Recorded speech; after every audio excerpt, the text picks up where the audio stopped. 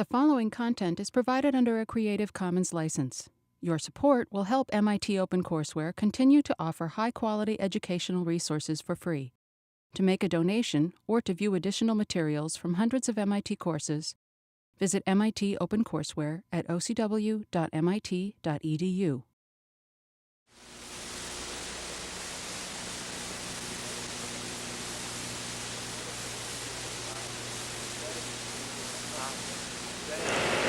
Hi.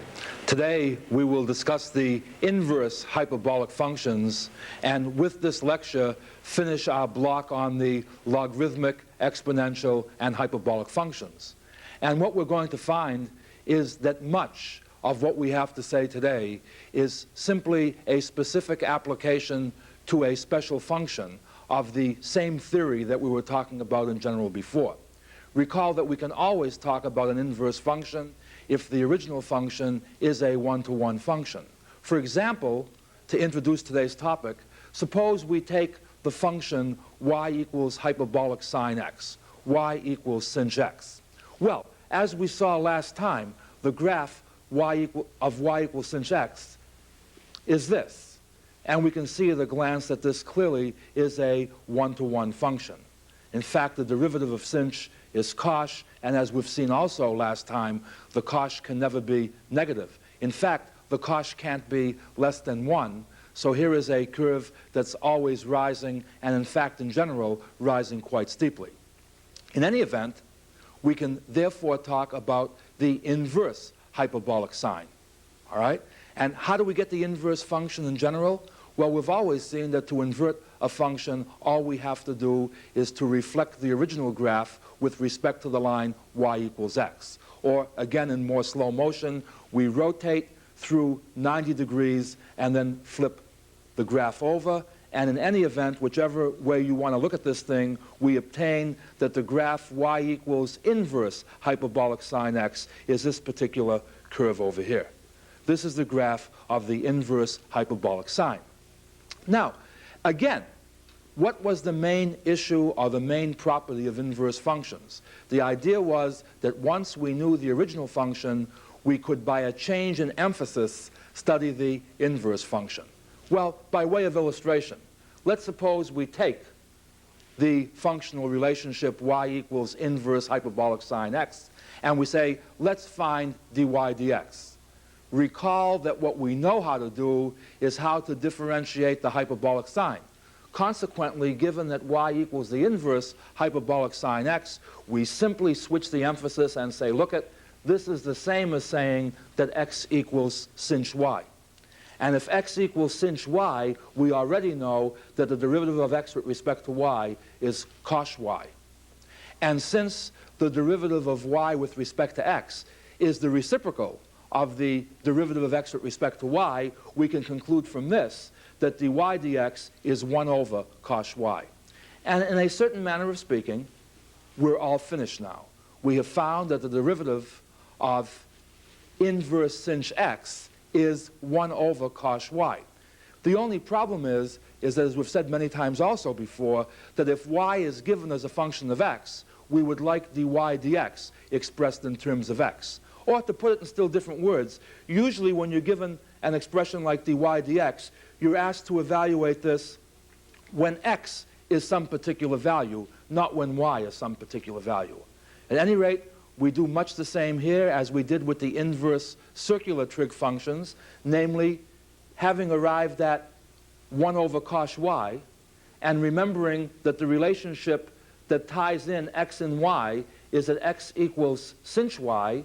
We invoke the fundamental identity that cosh squared y minus sinh squared y is 1, from which we can conclude that cosh y, and here we have to be a little bit careful, if we solve this algebraically, we find that cosh y is plus or minus the square root of 1 plus sinh squared y. But recalling that cosh can never be negative, it means that for this particular problem, the minus sign does not apply. In other words, since cosh has to be at least as big as 1, you see that cosh y is plus the square root of 1 plus sinh squared y. Now keep in mind why we went to this identity in the first place. The reason we went to this identity in the first place is if we come back to the beginning of our problem, we see that we had that x is equal to sinh y. In other words, down here now, all we do is replace sinh y by its synonym, namely x, and we arrive at the fact that cos y is the square root of 1 plus x squared. Therefore, since dy dx is the reciprocal of cos y, the derivative of y with respect to x is 1 over the square root of 1 plus x squared, and this is summarized in our last step over here. In other words, the derivative of the inverse hyperbolic sine of x with respect to x is 1 over the square root of 1 plus x squared. Now, you see, the first thing I want to point out here is to observe that without worrying about what's important about this result, is to observe again that we obtain this information virtually free of charge by knowing the calculus of the regular hyperbolic functions. You see, this result was obtained without any new knowledge. The other thing I'd like to point out here is somewhat more subtle. And we also mentioned this in the same context, but from a different point of view, when we dealt with the inverse circular functions. Many people will say things like, who needs the inverse hyperbolic functions? How many times am I going to be confronted with having to work with inverse hyperbolic functions? And the interesting point that's typified by this result is that if we now invert this emphasis, in other words, if we now read this equation from right to left, observe that if you start with the function 1 over the square root of 1 plus x squared, which is hardly a hyperbolic function, this is a fairly straightforward algebraic function, notice that the inverse derivative leads to an inverse hyperbolic sign. In other words, stated from a different perspective and using our language of the indefinite integral, notice that what we have here is that the indefinite integral dx over the square root of 1 plus x squared is inverse hyperbolic sine x plus a constant. Now, what does this mean, say, geometrically? Suppose we take the curve y equals 1 over the square root of 1 plus x squared. Without beating this thing to death, it should be fairly straightforward at this stage of the game that the graph of this function can be obtained, and it looks something like this. In fact, intuitively notice that y will be maximum when my denominator is smallest. My denominator is smallest when x is 0, so the maximum value of y occurs when x is 0, at which case y is 1. Also, if I replace x by minus x, I don't change the function, and therefore the graph, it's an even function, the graph is symmetric with respect to the y-axis, etc. At any rate, I have a picture like this. And now suppose I want to find the area of the region R, where R is bounded above by this curve, below by the x-axis, on the left by the y-axis, and on the right by the line x equals t. The area of the region R, which is a function of t, is given by what? The definite integral from 0 to t dx over the square root of 1 plus x squared. The point is, I could, as we talked about in the previous block, try to evaluate this as the limit of a sum, in other words, an infinite sum, and go through all sorts of work to try to do this thing. But the first fundamental theorem tells us in this particular case that this particular area just turns out to be the inverse hyperbolic sine of t. In other words, notice that a non-trigonometric region has as its answer an inverse hyperbolic trigonometric function. Or if you want this thing more specifically, for example, notice that if you wanted the area of this region from 0 to 1, the answer to this problem just would have been the inverse hyperbolic sine of 1. In other words, e to the 1 minus e to the minus 1 over 2. In other words, notice how e sneaks in to a problem which basically doesn't seem to have any relationship to e. By the way, as a very brief aside, for what it's worth, it's rather interesting to observe that this last equation that we've written down gives a rather interesting definition of the inverse hyperbolic sine without having to refer to a hyperbola or anything trigonometric. In other words, notice that the inverse hyperbolic sine can be defined as an integral, which is what we've really done over here. But again, that's just an aside. The main point that I wanted us to get a hold of over here was the fact that you solve non-hyperbolic functions conveniently if we have mastered the hyperbolic functions. Well, at any rate, here's another interesting question that comes up, and I thought that we should mention this also. Notice that we arrived at this result by doing the thing in reverse. You recall that we started with y equals inverse hyperbolic sine x and showed that the derivative of that function was 1 over the square root of 1 plus x squared. An interesting question might have been, what if we had started with the integral being given and we hadn't have differentiated the inverse hyperbolic sine? How could we have got from here to the inverse hyperbolic sine? And I thought I would mention this because there may be some confusion, especially if you've taken to heart certain advice that I gave you earlier when we dealt with the inverse circular functions. Remember, I told you that whenever you see something like the sum of two squares, to think of a right triangle. In other words, if you have the square root of 1 plus x squared, it seems to me that the triangle that suggests itself is something like this. In other words, if I call this side x, I call this side 1, and this the square root of 1 plus x squared, it would seem to me that I could make a circular trigonometric substitution over here. In fact, what seems to dictate itself over here is to make the substitution let tan theta equal x. Now, if I let tan theta equal x, watch what happens here. I get secant squared theta d theta equals dx, taking the differential of both sides. I also get, looking at my reference triangle, that the square root of 1 plus x squared is secant theta. See, this over this is secant theta. At any rate, then, making this substitution in here, replacing dx by secant squared theta d theta, and the square root of 1 plus x squared by secant theta, I wind up with integral secant theta d theta. Now you see what I've done here is I have successfully transformed an integral in terms of x into one in terms of theta. But without belaboring this point, it turns out that at this stage of the game, we do not know how to exhibit a function whose derivative with respect to theta is secant theta. In other words, we've made the substitution, but we wind up with an integral that's just as tough to handle as the one that we started with. You see, in this case, trying to make a circular trigonometric substitution wouldn't have helped us very much. What I'd like to show you is, again, an interesting connection between the circular functions and the hyperbolic functions. Namely, when we did this particular thing over here using our reference triangle, what was the reference triangle really taking the place of? Notice that if we let x equal tan theta, certainly 1 plus x squared is 1 plus tan squared theta, but there is a trigonometric identity that says 1 plus tan squared theta is secant squared theta. I think the usual way that it's given is that secant squared theta minus tan squared theta is 1. This is the result that we used. We didn't really use the triangle other than to get this result more visually. The point is there a hyperbolic function that has the same format? Is there a hyperbolic identity which says that the difference of two squares is 1? The answer is, well, remember, our basic hyperbolic identity is that cos squared theta minus sinh squared theta is 1. In other words, structurally, notice that sinh theta does for the hyperbolic functions what tan theta does for the circular functions.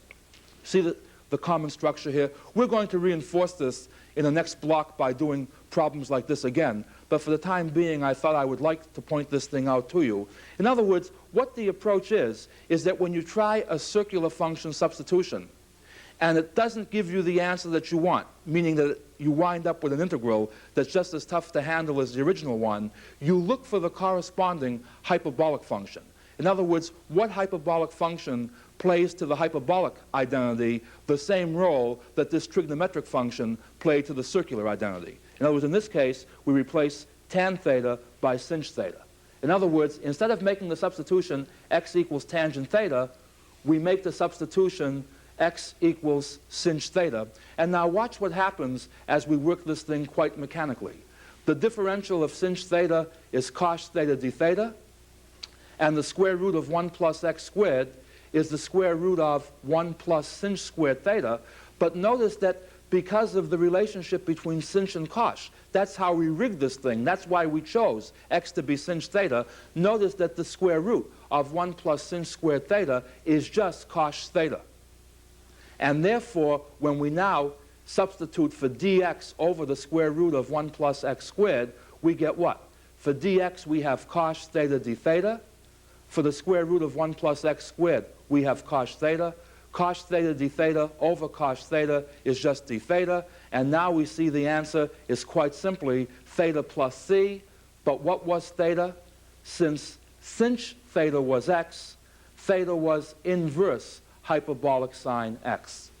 And you see, this is the technique whereby starting with the integral dx over the square root of 1 plus x squared, we can show that we must have started with inverse sinh. At any rate, this will be reinforced in homework problems. It will be reinforced in the next block when we talk about techniques of integration. But I just wanted to again show the similarity, the things in common between the hyperbolic functions and the circular functions and how they're intertwined. Let's make a few more comments while we're at it. You know, we mentioned that the hyperbolic functions were really combinations of exponential functions. Remember, cosh x was e to the x plus e to the minus x over 2, etc. So somehow or other, if the hyperbolic functions can be expressed in terms of exponentials, it would seem that the inverse hyperbolic functions should be expressible in terms of the inverse of exponentials, namely in terms of logarithms. And so I thought that I would try to go through some of these finer points with you and, for example, ask the following question.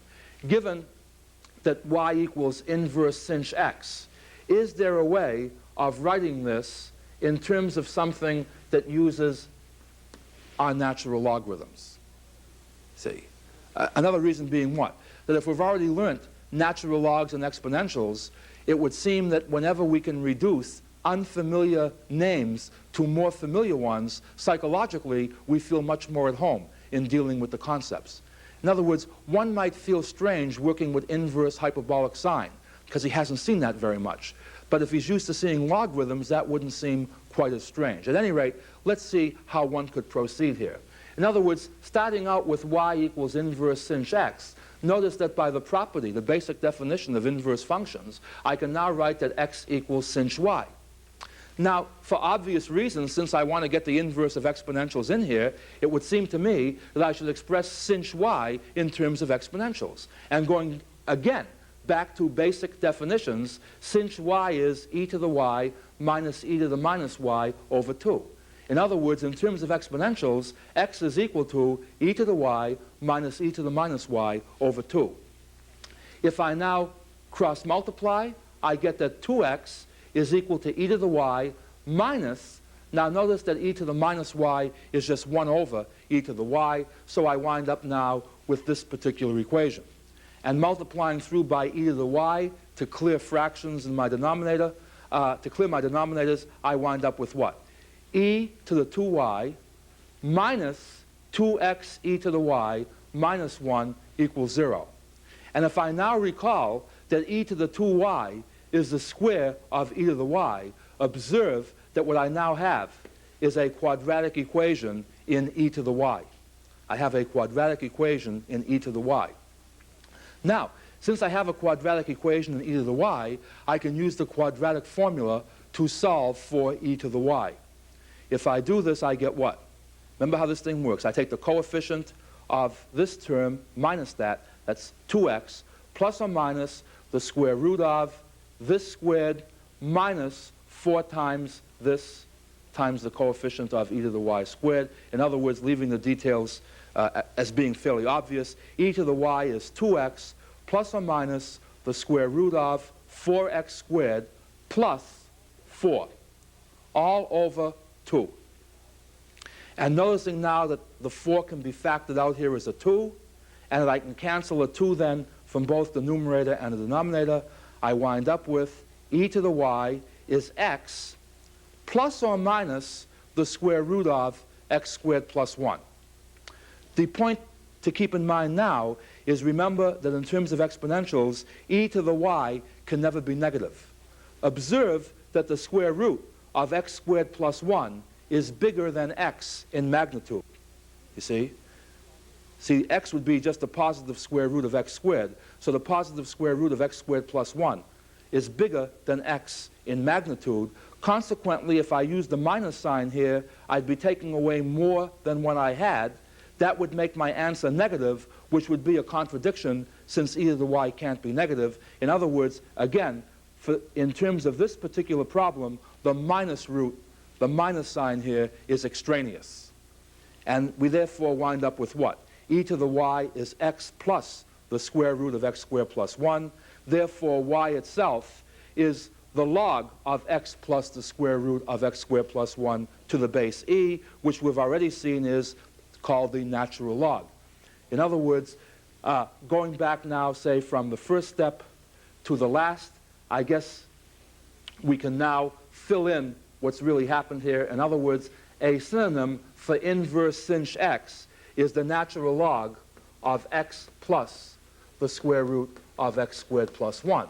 So notice that we can study the inverse sinh, for example, in terms of a suitably chosen natural log. And of course, there are many more examples that we could use along these lines, but again, I think that with the previous explanation, coupled with the fact that there will be ample exercises and the like, I think the message has become clear as far as the inverse hyperbolic sine is concerned. What I would like to do now is to turn to another facet of inverse functions, something that involves principal values, the same as it did with the circular functions. We wind up with the same problem as before when we come to the idea that, technically speaking, you cannot talk about an inverse function unless the original function is 1-to-1. And so therefore, when one talks about the inverse hyperbolic cosine, one is in a way looking for trouble if one doesn't keep his eye on exactly what's going on around here.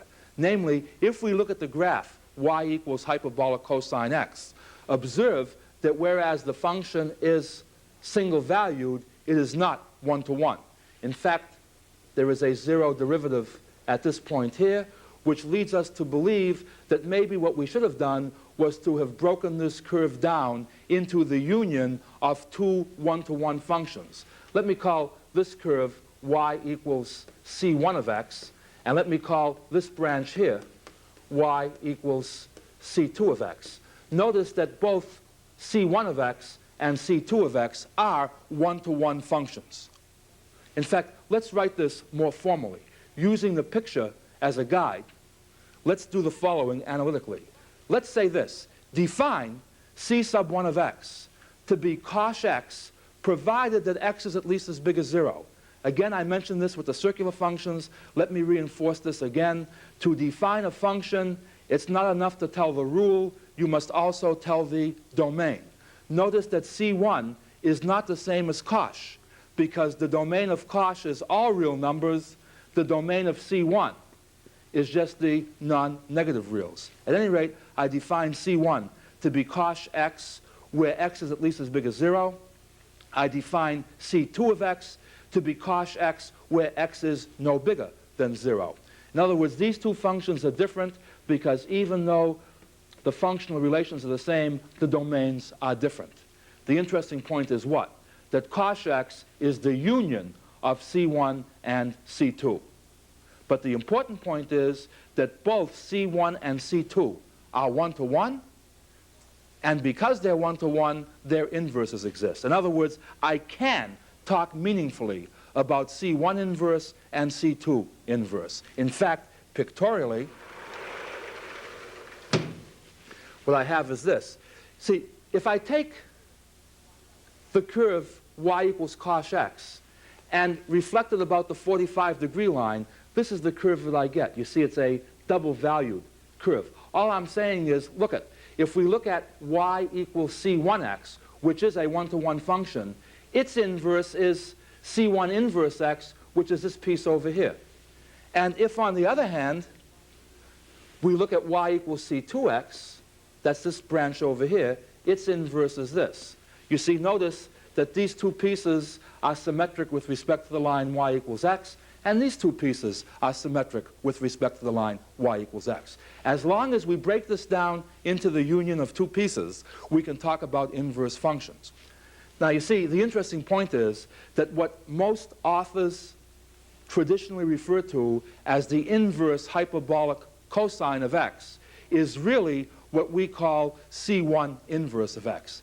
In other words, the definition y equals inverse hyperbolic cosine x is x equals cos y, and this is very important, and y is at least as big as 0.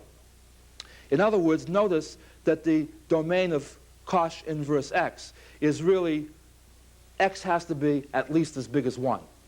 But that's not the important point here. What I do want you to see over here is that when you put this restriction on, is that if you left this restriction out, there would be no inverse function here. I'll come back to that in a moment. Let me just reinforce what we've talked about before, and let's find the derivative of inverse cos x. In other words, let's find dy dx if y equals inverse cos x. Well, again, what is the definition? Y equals inverse cos x. It means x equals cos y where y is positive. Okay, if x equals cos y, dx dy is sinh y, and we'll keep track of the fact that y is positive. Actually, y is non-negative. Therefore, the reciprocal of dx dy will be dy dx. In other words, dy dx is 1 over sinh y, and this would be a correct answer, except as usual, we would like to be able to express dy dx for a given value of x. What we do now is, remembering that x is cos y, we invoke the identity again. Cos squared y minus sinh squared y is 1, from which we can solve and find that sinh y is plus or minus the square root of x squared minus 1. And by the way, I'm not going to remove the extraneous sign here, because in a certain manner of speaking, it is only extraneous because we are imposing the condition that y is positive. See, in other words, once we assume that y is positive, remember that since y is positive for positive values of y and negative for negative values of y, consequently the assumption that y is positive forces us to accept the fact that since y is positive, and that's what forces us, in terms of the restriction that we impose the fact that y has to be at least as big as 0, why we can get rid of the minus sign here. And so we wind up with what? Since y is the positive square root of cos squared y minus 1, but cos y is x in this problem. In other words, since y in this problem is the positive square root of x squared minus 1. By the way, don't be nervous here. You might say, couldn't this be imaginary? In other words, what happens if x squared is less than 1? Remember, x is at least as big as 1, so this thing here in the square root sign can never be negative. But at any rate, what we now wind up with is that the derivative of inverse cos x with respect to x is 1 over the square root of x squared minus 1. Now, again, there's no law that says that a person couldn't have been on the negative branch of this curve. In other words, if all you mean by inverse cos is the inverse of cos with no restriction to branch, what we've really proven is this, and let me summarize on this particular point. What we've really proven is this, that the derivative of C1 inverse is 1 over the square root of x squared minus 1. The derivative of C2 inverse is 1 over minus the square root of x squared minus 1. I've taken the liberty of putting the minus down with the square root sign rather than with the fraction itself to emphasize the fact that which of the two signs we choose depends on whether we're looking at the branch for which y is above the x-axis or the branch for which y is below the x-axis. In other words, what we don't want to happen here is for people to lose track of the fact that all we have done is made a convention so we can talk about one-to-one functions and inverse functions more meaningfully. But you can be on either of these particular branches. In any event, this does complete our discussion of the hyperbolic functions, and we will now turn our attention to utilizing these results. We will learn some techniques of integration and the like, but at any rate, until next time, goodbye. Funding for the publication of this video was provided by the Gabriella and Paul Rosenbaum Foundation. Help OCW continue to provide free and open access to MIT courses by making a donation at ocw.mit.edu/donate.